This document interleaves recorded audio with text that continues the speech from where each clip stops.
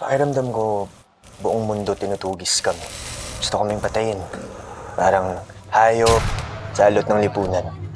Adik, hindi dapat binibigyan ng pagkakataong mabuhay.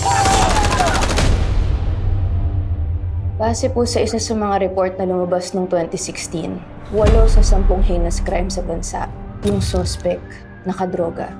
Itong mga pari natin, maiingay ngayon, condemning the president for the war on drugs. Bukas ang pinto natin sa lahat. Basta dito, walang manghuhusga sa'yo.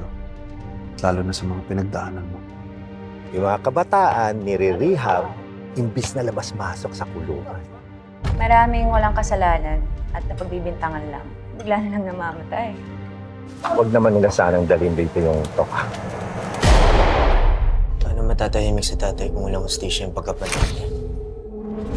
Bigay ka na ng pangalan. Pusher, source mo, kliyente mo.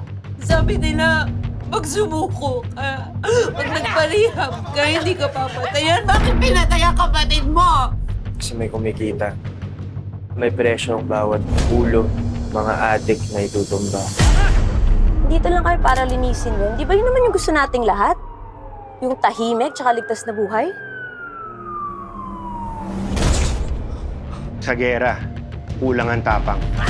Kailangan na nating mapaurong ang kalaban. The real enemy is fear. And the only way to escape it is to fight it, to face it. Gobyerno ko, hindi mo ko kayang banggain. Natakot ba kayo? Baka naman naduduwag ka lang. Hindi naman pwedeng puro na lang tayo dasal, di ba?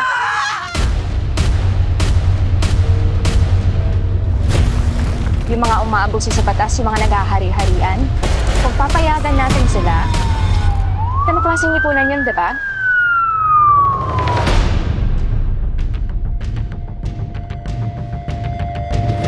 Bakit tayo binabalot ng ganitong klaseng kadiliman?